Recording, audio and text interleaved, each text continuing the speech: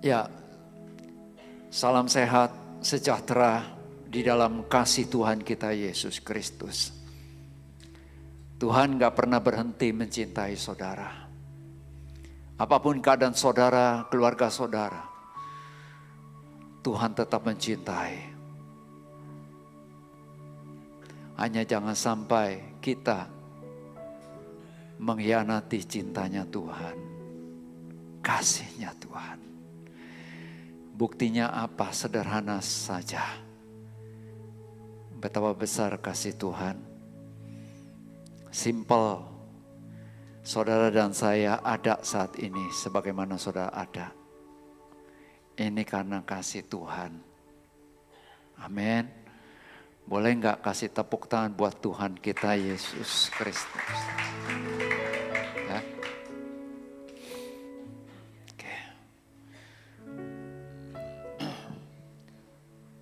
Minggu depan kita akan sama-sama memperingati merayakan hari kemerdekaan negara kita ya yang tercinta, negara Republik Indonesia. Ya, coba colek sebelahnya tanya, udah daftar perlombaan belum? Coba tanya sebelahnya.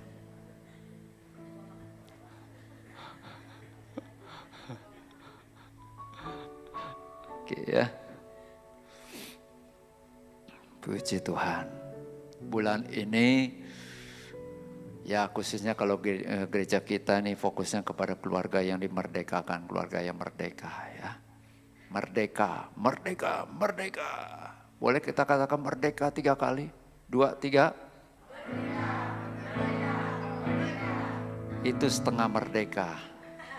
2, 3. Boleh sekali lagi sampai yang sebelahnya tutup kuping. Karena begitu kencangnya saudara katakan, oke? Saudara katakan begini, bukan buat bangsa Indonesia saja kita mendeklarasikan, tetapi juga buat keluargamu, buat dirimu sendiri, buat kita. Oke?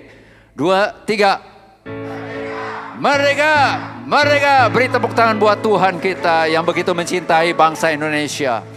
Ya, apapun yang terjadi kita tetap percaya dan terus berdoa syafaat buat Indonesia. Karena saya percaya sangat yakin Yesus Kristus mati di kayu salib juga buat bangsa Indonesia. Ya, oke. Nah, tema kita pada kali ini adalah hidup bebas dari belenggu. Hidup bebas dari belenggu. Katakan 2, 3. 2, 3. Boleh berdiri sekali lagi. Kasih tahu sebelahnya. Berdiri. Ya, kasih tahu sebelahnya, lihat sambil lihat wajahnya ya. 2, 3, hidup bebas. Oke, silakan duduk. Bebas, bebas, bebas, bebas, ya, bebas, bebas melakukan apa aja, bebas, ya kan? Semau gue, ya, bebas, bebas, bebas, ya. Begitu bebasnya luar biasa, tanpa disadari orang yang begitu bebas ternyata dia tidak bebas sebenarnya. Ya, dalam kehidupan ini saudara dan saya yang menuntut kebebasan, bebas, bebas, bebas, sebenarnya tidak bebas. Yuk kita akan lihat hidup bebas dari belenggu. Sengaja saya tampilkan ini di awal, itu gambarnya adalah, tolong Vin, gambarnya itu gambar keluarga. Ya, berapa banyak di antara kita yang rindu untuk kita keluarga? Pu itu punya ya. Pu itu bahasa Indonesia Timur. Kalau pu itu punya, ya. Sa itu saya, ya. Sapu itu saya punya, bukan sapu, ya. Itu sapu. Oke, berapa banyak di antara saudara yang rindu punya keluarga atau keluarganya itu bebas dari segala belenggu apapun? Jadilah sesuai dengan imanmu. Nah, sekarang kita akan lihat yuk sama-sama. Apa yang dimaksud dengan belenggu? Ya, menurut Kamus Besar Bahasa Indonesia. Yang pertama, belenggu itu adalah alat untuk mengikat tangan atau kaki dalam bentuk yang lain, tapi juga dalam bentuk borgol. Katakan borgol. Ya, borgol. Ya, bukan bulgur ya, itu beda lagi. Itu makanan jadul tetapi enak, bervitamin banget. Yang kedua, arti belenggu itu apa? Kamus Bahasa Indonesia katakan begini, arti yang kedua adalah ikatan Katakan sama-sama ikatan. Ikatan yang mengikat sehingga tidak bebas. Tidak bebas, bebas tapi terikat. Sebenarnya nggak bebas, begitu loh. Paham saudara? Nah, kita akan lihat sama-sama lebih lagi ya. Ternyata belenggu itu ya membuat kita tanpa kita sadari, ya tolong buka sekali aja. Belenggu membuat kita menjadi hamba atau budak dari yang membelenggu kita loh saudara. Ya, belenggu itu membuat seseorang yang terbelenggu ya menjadi hambanya atau menjadi budaknya. Nah, dampaknya apa?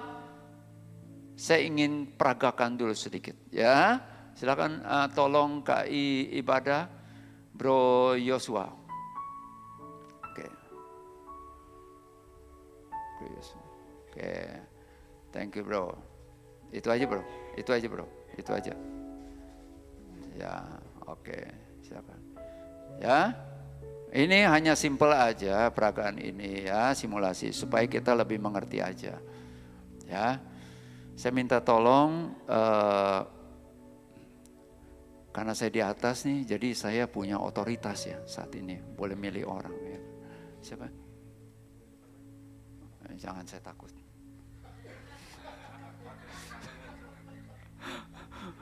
Enggak, tadi selama ibadah saya ada satu bidikan ya, bidikan. Ya, tetapi ya tentunya hanya sebagai peraga. Saya minta tolong buzzer kita. Ya, buzzer. Ada? Kalau kan itu selalu orang. Basis tuh ini maksa. Silakan. Bro, ini dia. Bro Jeffrey Latif. Tolong dong kasih tepuk tangan buat Jeffrey.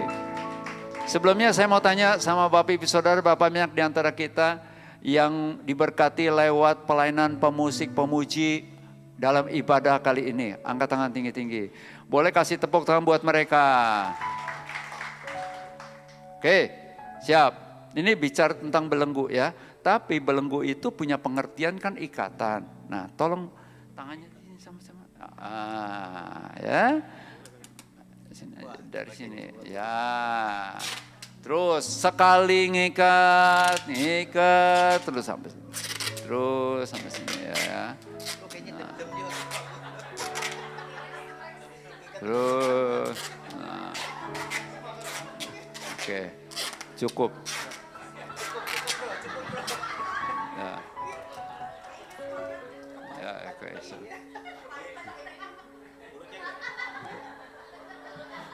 Biar bebas mereka.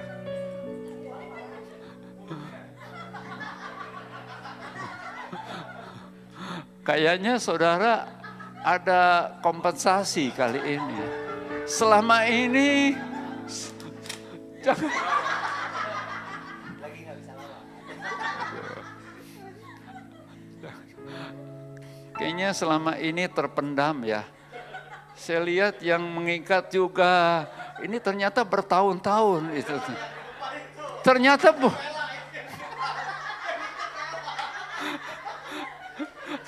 bukan KI aja. KI karena ingat ya, para pelayan ya. Jangan dianggap KI ini nggak perhatikan loh. Ada waktu-waktu tertentu dia akan ungkapkan selama ini. Ya. Ya Asyar juga, jangan ketawa-tawa Asyar. Halo, mana Asyar, angkat tangan tinggi-tinggi. Nggak ada yang berani dia. Oke, tunggu waktunya.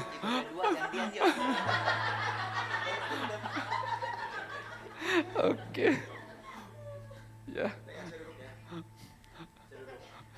Tuh, nampaknya dendamnya belum terselesai. Tunggu dulu. Oke, saudara, nggak apa-apa. Tadi mau sekalian di apa, jangan karena di atas begini masih ada kasih karunia ya.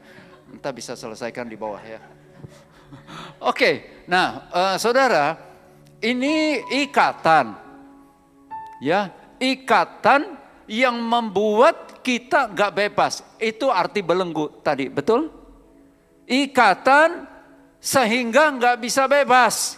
Oke, nah saudara jangan dianggap bahwa kita termasuk saya yang sudah menjadi hamba Tuhan, yang menjadi pendeta atau pendeta madya gitu ya, yang sudah berkhotbah dan juga rajin baca Alkitab, sudah melayani ya. Kenapa saya minta maaf soal jabatan hamba Tuhan? Semua orang yang percaya kepada Tuhan adalah hamba Tuhan. Tetapi persoalannya apakah dia betul-betul atau kita sama-sama betul-betul menjadi hamba Tuhan. Hambanya Tuhan, bukan hambanya yang lain. Nah sementara kita diikat ini, dia diam saja terus enjoy dengan sesuatu yang mengikat dia. Karena bebas, mau melakukan bebas. Ternyata yang dia lakukan itu mengikat dia pelan-pelan. Tolong ikat lagi di sini. Nah, oke, ya cukup, ya. Udah Yos. Udah, oke. Nah, ada kalanya kita itu para pelayan atau yang melayani itu tanpa sadar dia masih terikat, tapi dia mau tetap melayani. Silakan melayani. Bas. Oke, bisa nggak? Nggak bisa. Ragu-ragu ya kan? Dalam artian ya memang nggak bisa. Dia sadar nggak bisa. Tapi statusnya sebagai pelayan. Paham? Statusnya sebagai orang yang telah ditebus oleh darah Yesus. Dia sebagai anak Tuhan. Ya. Tapi ternyata hidupnya tuh tanpa disadari dia enjoy. Terus ada ikatan-ikatan. Bagaimana caranya supaya dia bisa melayani dengan betul-betul merdeka, bebas. Seperti yang dimaksud di Alkitab, seperti yang Tuhan mau. Caranya bagaimana? Melepaskan ikatan ini. Jeff, cara engkau bisa lepas dari ikatan ini bagaimana, Jeff? Bantuan, enggak dengan sendiri sih, bantuan dari pihak lain kali. Bantuan dari pihak lain. Bantuan dari pihak lain. Oke? Bantuan dari pihak lain. Kenapa? Karena enggak sanggup, karena masih terikat. Paham ya saudara? Nampaknya kita senada nih. Enggak sanggup saudara. Jangan dianggap kita tuh mampu. Oke? Perlu pihak lain yang melepaskan. Tentunya pihak lain itu bukan sekedar pihak-pihakan. Tetapi orang yang betul-betul tahu cara melepaskan ini. Oke? Silakan. Lepaskan langsung di belakang urusannya. Langsung ke belakang. Thank you. Tolong tepuk tangan buat Bro Yosua dan Bro Jeffrey. Thank you Jeff. Paling tidak saya temukan ada 3 hal. Silakan tolong buka, Elvin. Belenggu membuat kita menjadi hambanya atau budak ya. Budak, diperbudak. Tanpa saudara dan saya ketahui, sadari kita sedang diperbudak gitu. Diperbudak membuat seseorang jadi nggak nyaman. Yang kedua, ya hidupnya itu bukan nggak nyaman, tetapi benar-benar nggak bebas gitu. Terikat dengan sesuatu yang memang harus gitu. Saudara, kata hamba ini budak. Budak itu paling tidak dia selalu standby untuk menyenangkan tuannya. Dia selalu ada bersama dengan tuannya, gak bisa kabur-kaburan. Paham saudara? Itu budak saudara. Jadi kalau kita terikat dengan sesuatu, kita gak bisa jauh dengan ikatan itu.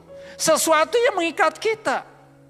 Dan sementara saya sampaikan ini dengan cepat karena waktu, persilakan Roh Kudus bicara secara khusus loh saudara.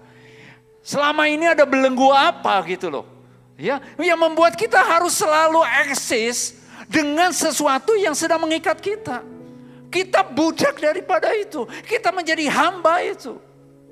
Yang pertama, hidup saudara dan saya tidak akan pernah nyaman. Nyaman dari luar kita bisa ketawa, hahaha dan sebagainya. Tetapi jiwaku terikat. Yang kedua tidak bebas. Apalagi bebas memuji Tuhan, bebas menikmati hadirat Tuhan. Enggak bisa, saudara. Ada ikatan. Yang ketiga, belenggu itu membuat kita hidup, saudara dan saya, tidak maksimal. Tidak maksimal bukan di mata manusia, tapi di mata Tuhan. Kenapa? Ya Tuhan menciptakan setiap manusia punya tujuan. Katakan punya tujuan. Alkitab saya katakan di salah satu ayat di Amsal. Untuk segala sesuatu apapun juga di kolong langit ini yang Tuhan ciptakan, ada tujuan. Dan tujuannya itu bukan kita yang ciptakan. Tujuannya itu adalah Sang Pencipta kita. Terjadilah sesuai dengan maksud Tuhan. Tuhan ciptakan saudara dan saya sebagai apa? Tuhan menciptakan saudara dan menempatkan saudara dan saya di sebuah keluarga, ada tujuan. Saudara dan saya berkeluarga, ada tujuan. Amin. Nah tujuannya bukan kita buat-buat sendiri, tapi semuanya sejalan sesuai dengan firman Tuhan. Oke, tetapi nggak bisa. Kenapa? Karena ada belenggu, ada ikatan nih. Sekalipun di mata manusia atau menurut kita itu nggak apa-apa. Ternyata itu mengikat kita. Mengikat engkau dan aku. Sehingga hidupmu dan hidupku nggak bakal bisa maksimal di mata Tuhan. Nggak bisa kita melayani dengan maksimal di mata Tuhan. Boleh kita dipuji orang lah. Ya hebat. Tapi di mata Tuhan nggak hebat.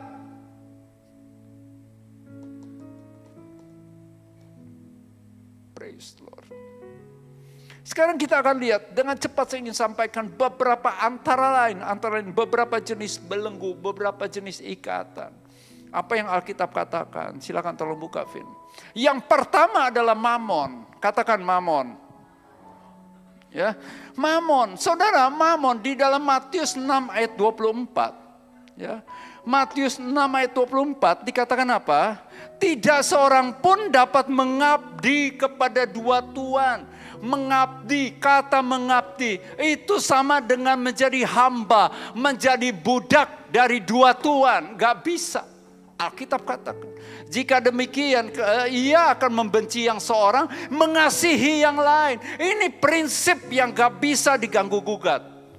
Mutlak, katakan mutlak. Katakan mutlak.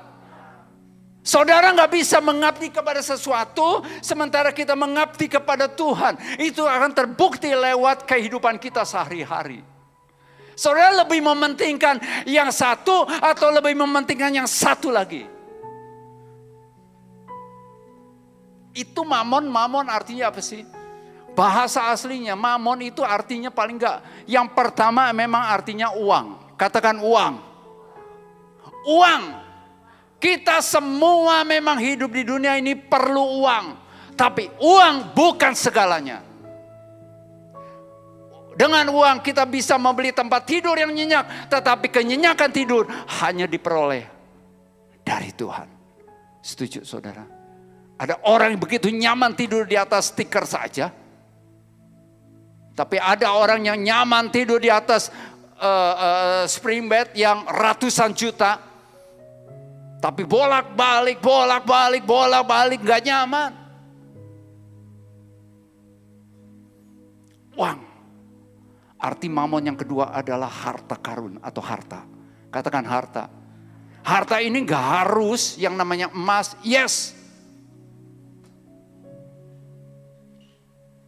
Harta ini gak harus uang. Tapi harta sesuatu yang kita anggap berharga banget. Mungkin orang lain bilang gak berharga, tapi bagi dirinya berharga, itulah hartamu. Yang ketiga, kekayaan. Arti mamon.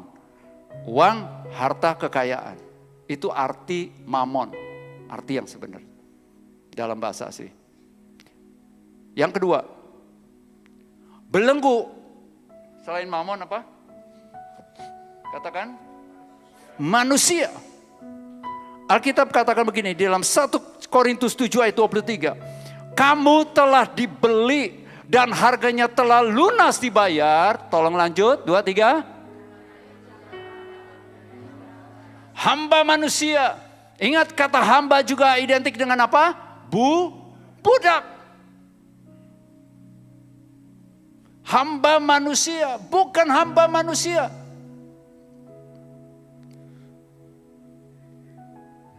Hai para istri, engkau bukan menjadi budak suamimu. Halo suami, engkau bukan menjadi budak istrimu. Anak-anak, engkau bukan menjadi budak orang tuamu. Orang tua, engkau bukan menjadi budak anak-anakmu. Termasuk di gereja lokal ini. Ada pemimpin-pemimpin di sini semua. Ketika engkau mentaati, engkau bukan berarti engkau menjadi budak atas pemimpinmu. Alkitab katakan jangan menjadi hamba manusia, jangan menjadi budak. Tapi engkau dan aku melakukan segala sesuatu karena ketaatan kita kepada Tuhan. Paham saudara? Saudara melayani dan semuanya berjalan sesuai dengan peraturan dan sebagainya memang ditetapkan semua supaya tertib. Tapi bukan semata-mata saudara dan saya menjadi budak, menjadi hamba seseorang. Saudara bekerja di kantor, yes. Saudara lakukan semua tata tertib, yes. Tapi bukan berarti saudara dan saya menjadi budak daripada dia. Tahu di perjanjian lama atau pada zaman saat itu. Kata budak itu artinya hidupnya sepenuhnya ditentukan oleh sang tuan. Mati hidupnya ditentukan oleh tuannya. Halo? Mati dan hidupmu ditentukan oleh Tuhan. Setuju? Semuanya dalam kedaulatan Tuhan. Maka itu jangan main-main dengan hidup, dengan matinya kita. Pastikan atau dari sekarang kita rindu. Ketika kita hidup, tapi ketika kita meninggal, kita mempermuliakan nama Tuhan. Amin. Beri tepuk tangannya meriah buat Tuhan kita. Jadikan itu kerinduan kita. Yang ketiga, belenggu apa lagi? Macam-macam nafsu dan keinginan. Titus 3 ayat 3 dikatakan begini, karena dahulu kita juga hidup dalam kejahilan, kebodohan, tidak taat, sesat, menjadi hamba berbagai-bagai nafsu dan keinginan, menjadi hamba berbagai-bagai nafsu. Halo, hidup dalam kejahatan dan kedengkian, keji, saling membenci.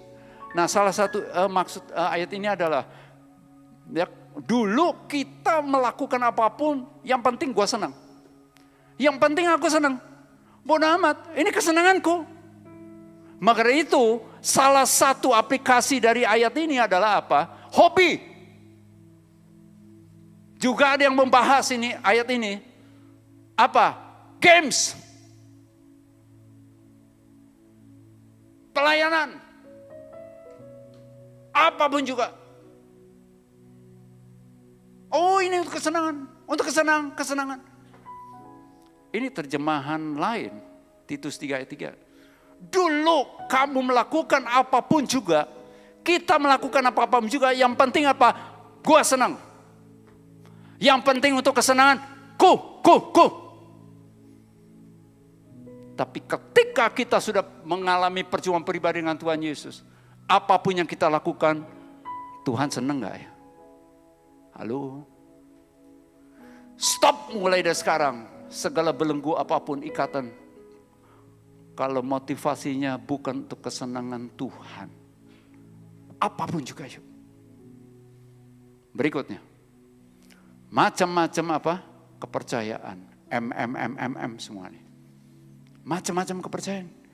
Galatia 4 ayat 8 dikatakan begini. Dahulu ketika kamu tidak mengenal Allah, kamu memperhambakan diri kepada Allah-Allah yang pada hakikatnya bukan Allah. Ilah-ilah gitu.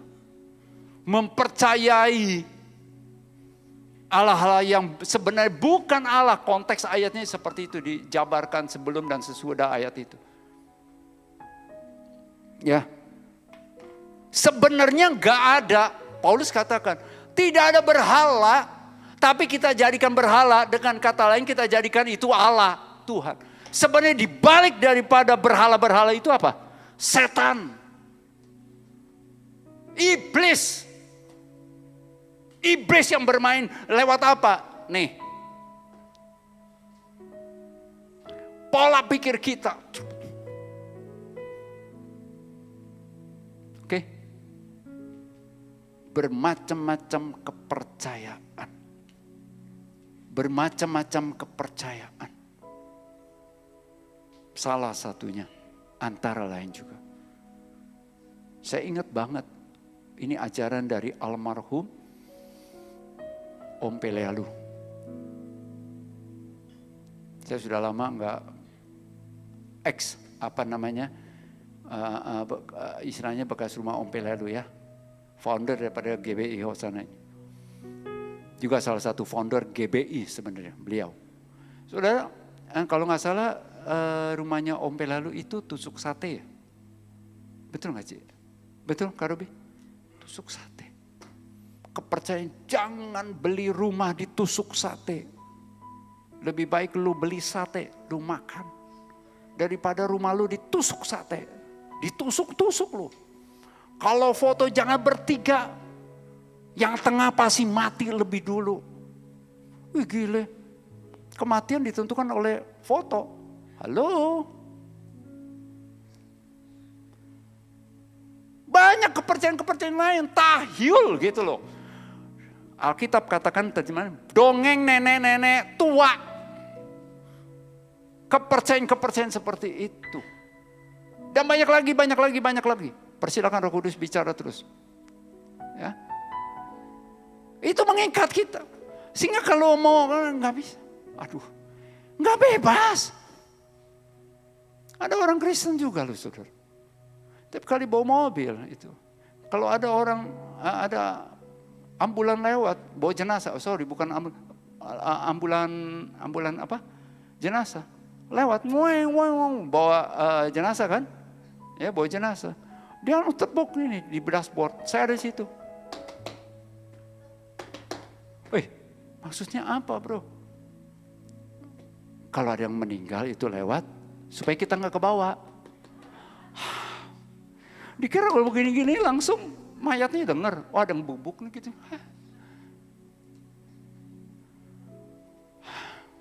Banyak lagi ya. Next. Macam-macam khawatir dan takut dikuasai. Beberapa waktu ada seorang yang dia nggak bisa berbuat apa, diam aja, murung dan sebagainya. Ternyata khawatir sehingga nggak bisa berbuat apa-apa. Amsal 12 ayat 25 katakan begini, kekhawatiran termasuk kecemasan hati yang cemas. Dalam hati membukukan orang, tetapi perkataan yang baik menggembirakan dia. Dan dalam terjemahan lain bilang begini, kekhawatiran, kecemasan itu memberatkan hati. Membuat hati jadi susah gitu, berat banget. Tapi bukan berarti orang yang bongkok itu banyak kekhawatiran. Halo?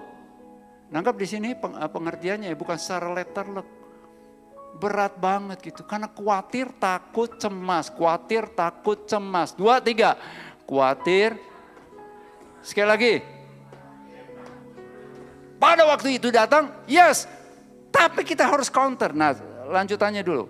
Ada yang terakhir ini yang saya sampaikan, tapi saudara bisa tambah lagi ya, belenggu-belenggu. Silakan tolong buka. Nah ini yang sering kali ya, jenis belenggu yang lain apa? Tolong buka, klik. Katakan 2, 3. 2, 3. Kita hidup di masa kini, bukan di masa lalu. Kita boleh mengenang masa lalu. Masa lalu sebagai pengalaman pembelajaran. Setuju? Setuju? Yang setuju katakan yes. Masa lalu menjadi pembelajaran kita. Masa depan buat pengharapan kita. Tapi masa kini adalah buat pelaksanaan. Buat pengerjaan. Oke? Saudara dan saya hidup di masa kini. Bukan masa lalu. Maka itu ada ayat katakan di dalam Yesaya 43 ayat 18-19. Firman-Nya, janganlah ingat-ingat hal-hal yang dahulu. Janganlah perhatikan hal-hal yang dari zaman purba kala. Nggak apa-apa kalau kita cerita gitu ya. Ingat ya, dulu, yes oke. Tetapi itu kan dulu. Tahu nggak? Dulu gue tuh aktif loh pelayanan. Oh iya ya. Wah, ketika gue doain orang satu-satu pada rebah. Dulu. Now, halo, sekarang? Paham ya? Lihat, aku hendak membuat sesuatu yang baru sekarang, yang sudah tumbuh, belumkah kamu mengetahuinya? Dan ya, aku hendak membuat jalan di padang gurun dan sungai-sungai di padang belantara. Nah, saudara, itulah paling tidak ada beberapa jenis belenggu ikatan. Mamon, manusia, ya, macam-macam nafsu, keinginan, dan juga kepercayaan, khawatir, takut, dan masa lalu. Kebanggaan masa lalu. Bangga dan sebagainya. Udah nggak usah, itu masa lalu. Bagaimana sekarang? Tengok sebelahnya, tanya sebelahnya. Masa lalu, masa sekarang bagaimana kau? 2, 3.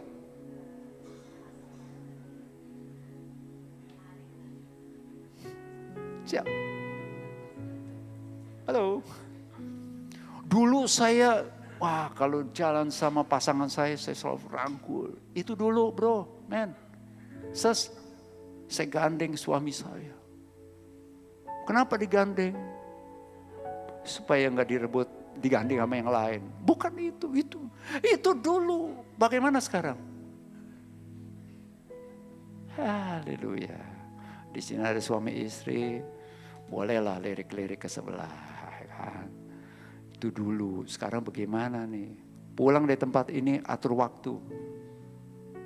Jalan di mall kah? Nggak apa-apa, jalan aja. Ada istilah sekarang kan? Ke mall itu rojali.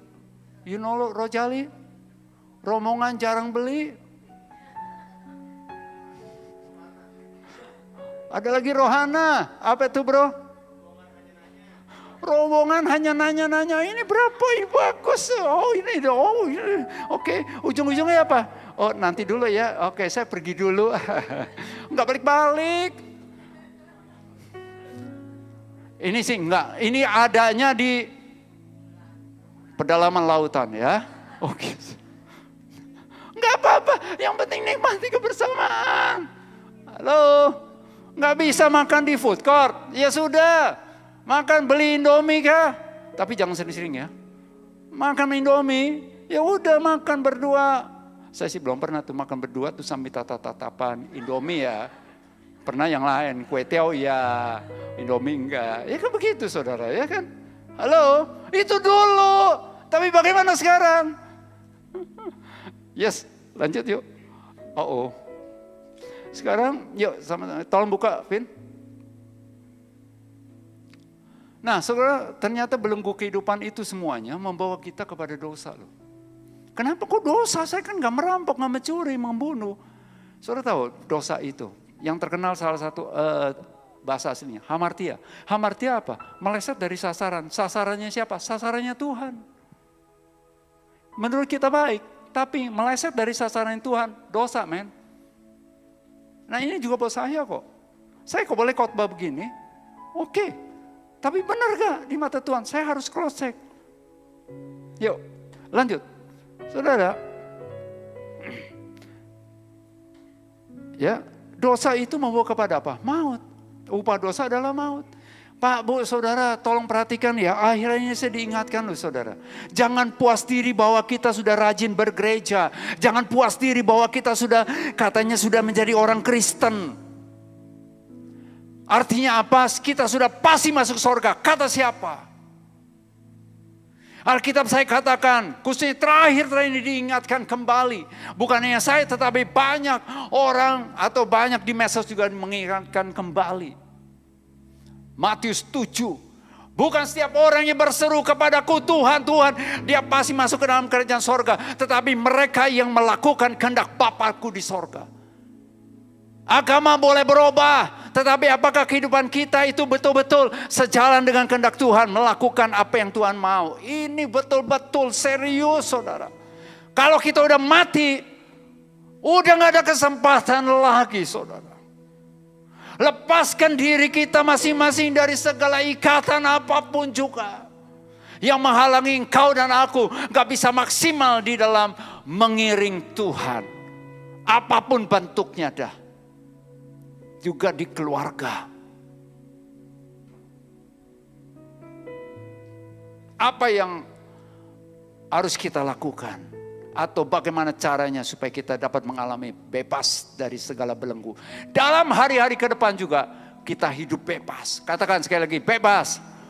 Oke, tolong buka Vin. Ya, yang pertama adalah karya penyelamatan dari Allah, oleh Allah. Buat saudara dan saya. Allah sudah melakukan ini. Tolong dibaca, 2, 3. Yes.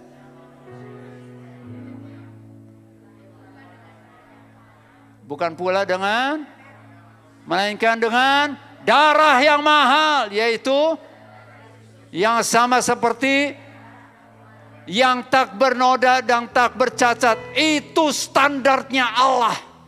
Untuk menebus manusia harus ditebus dengan darah. Darah yang tidak bernoda, darah yang tidak bercacat. Darah anak domba Allah, dialah hanya Yesus Kristus. Ingat, yang pertama kita selalu ingat nih, pahami betul, maka itu selalu renungkan. Khususnya di perjamuan kudus.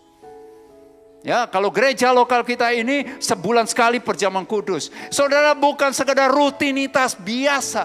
Tetapi biar itu kesempatan saudara dan saya mengingat bahwa darah yang mahal ini ketika kita angkat cawan, ya kan. Darah yang mahal ini dilambangkan oleh anggur. Ini pelambangan, tapi kita harus hormati maknanya. Menjadikan saudara saya telah ditebus. Kita bukan milik kita lagi, tetapi milik Kristus. Forever and ever. Milik Kristus. Engkau dan aku bukan milik kita lagi. Bukan milik orang lain, tapi milik Kristus. Katakan milik Kristus. Beri tepuk tangan buat Tuhan kita Yesus Kristus. Yang kedua, bagiannya kita. Itu karya Allah, bagiannya Allah, pekerjaannya Allah. Yang ketiga, yang kedua. Bagian kita adalah menyatakannya melalui apa? Yakobus 4 ayat 7 sampai 8. Ini ayat yang diberikan kepada kita oleh Bapak Gembala dan divisi pengajaran. Oke, ada 5 hal, cepat saja. Tunduklah kepada Allah, lawanlah iblis, mendekatlah kepada Allah, tahirkanlah tanganmu, sucikanlah hatimu. 2, 3, katakan.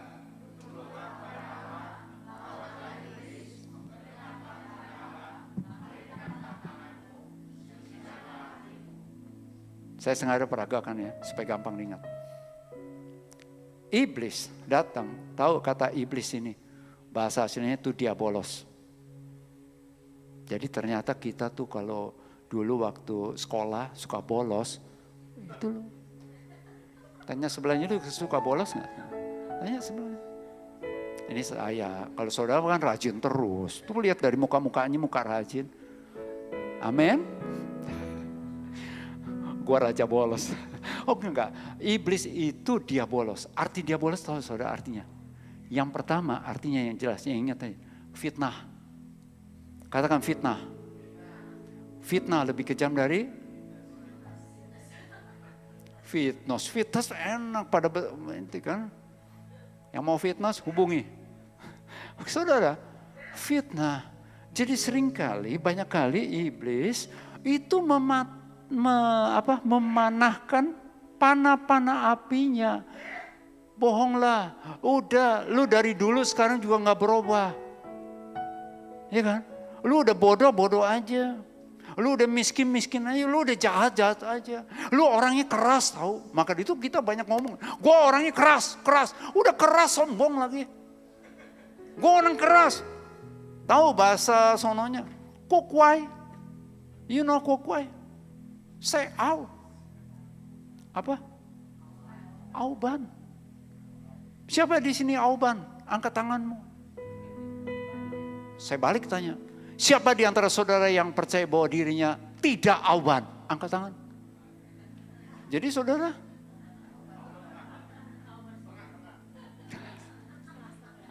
Sudah diberitakan firman, saudara baca Alkitab tiap hari. Halo.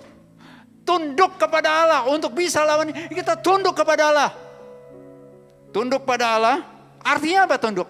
Ini saya ngulik secara cepat, sorry ya. Arti tunduk apa? Artinya tuh submit dan juga ada di bawah kontrolnya Allah. Itu arti kata tunduk yang sebenarnya.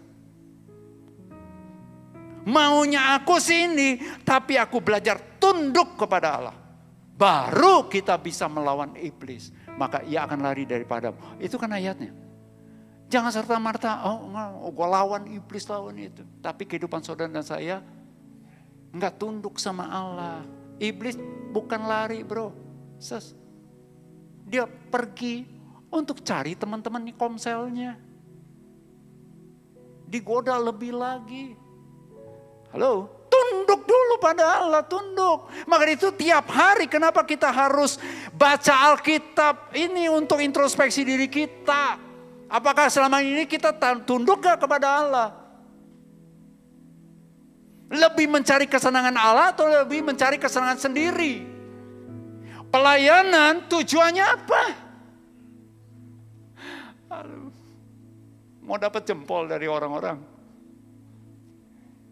Yang kedua, melawan iblis. Tentang, bahasa lainnya tuh lawan tuh tentang. Ada pikiran-pikiran buruk ketika kita lagi konflik nih. Suami istri konflik, orang tua dengan anak konflik. Mantu dengan mertua konflik. Kita sesama pelayan atau sesama jemaat konflik. Dan sebagainya konflik. Nah di sini peranan ini. Medan peperangan yang terbesar di pikiran kita. Maka itu iblis langsung memasukkan panah-panah api si jahat itu. Apalagi kita gemar untuk nonton atau dengar-dengar sesuatu, apapun juga pembicaraan, podcast dan sebagainya tanpa saudara dan saya itu masuk ke dalam alam bawah sadar kita. Dan itu akan muncul respon otomatis namanya. Di dalam dunia psikolog itu namanya respon otomatis. Apa yang kita download itu akan keluar dengan secara otomatis ketika ada pemicu stimulan. Hati-hati. Oke? Lawan iblis, ada pikiran tidak dalam nama Yesus. Termasuk ketika kita lagi sakit. Kita mengakui kita sakit, yes. Tapi aku percaya. Tetap bilur Yesus menyembuhkan aku. Yang berikutnya, tunduk kepada Allah, lawan iblis, mendekat kepada Allah. Katakan mendekat kepada Allah. Kata mendekat ini artinya apa? Mendekatkan diri. Mendekatkan kepada, kalau dekat ya dekat nih kepada seperti saudara nih duduknya dekat, Bapak Gembala dengan Ibu Gembala itu dekat. Halo, katakan dekat. Kapan saudara dekat dengan Allah? Hanya dekat Allahku, oke? Dekat. Terus yang berikutnya, setelah mendekat apa? Tahirkan tanganmu, murnikan. Maka itu firman Tuhan kita baca tiap hari untuk kita introspeksi perbuatan tangan kita seperti apa selama ini. Yang terakhir, sucikan hati. Sucikan hati.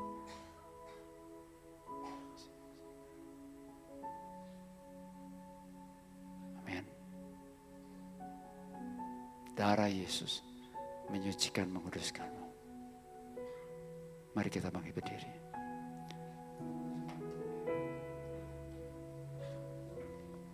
Ada lagu lama mengatakan, sucikan dan kuduskan hati ini. Silakan pemusik. Saya berharap pemuji masih ingat lagunya ya. Lagu baru is okay, tapi lagu lama jangan dilupakan. Bukan berarti kita ingat-ingat masa lalu, tidak. Tapi lagu-lagu itu seringkali dikarang ada tujuan tertentu dan bagus. Dan maknanya dalam. Tolong buka, silakan, sucikan dan kuduskan hati ini.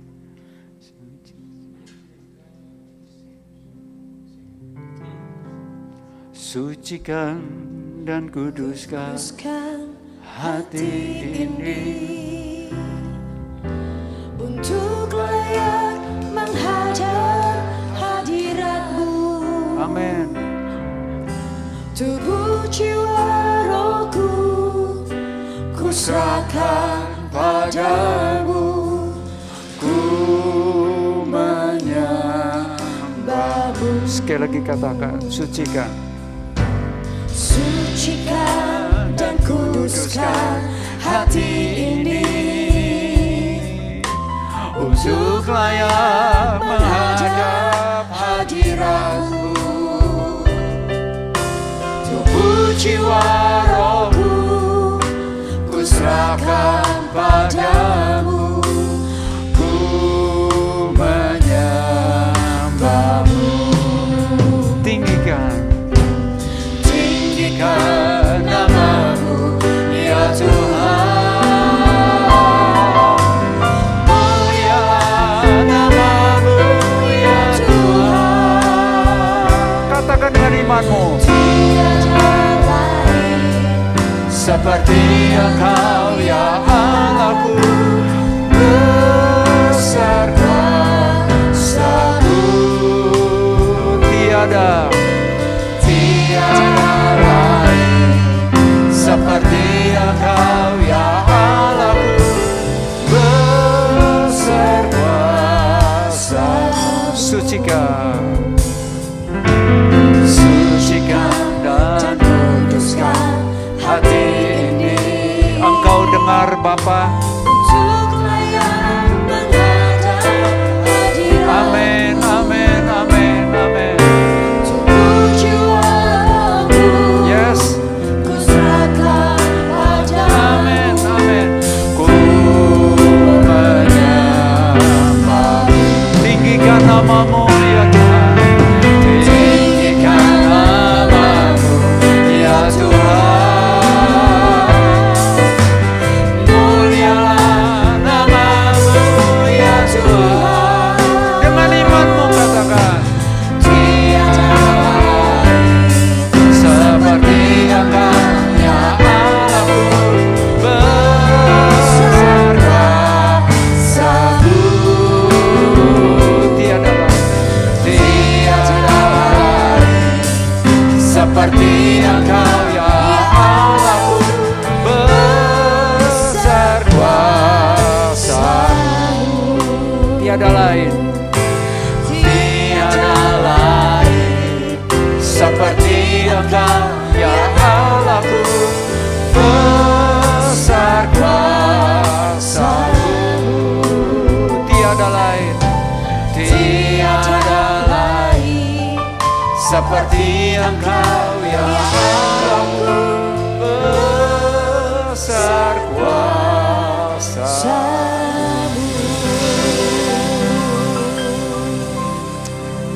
Roh Kudus, meterkanlah firman-Mu dalam hati kami. Kami mau belajar mempraktekannya. Tapi kami sadar dengan kekuatan kami tidak akan pernah mampu. Tapi kami percaya Roh Kudus selalu standby untuk menolong kami. Memampukan kami menjadi pelaku firman Tuhan.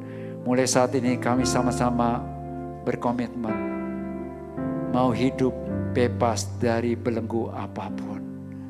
Kami hanya terikat kepada Tuhan Yesus Kristus dan firman-Nya sampai selama-lamanya. Demikian pula dengan keluarga kami.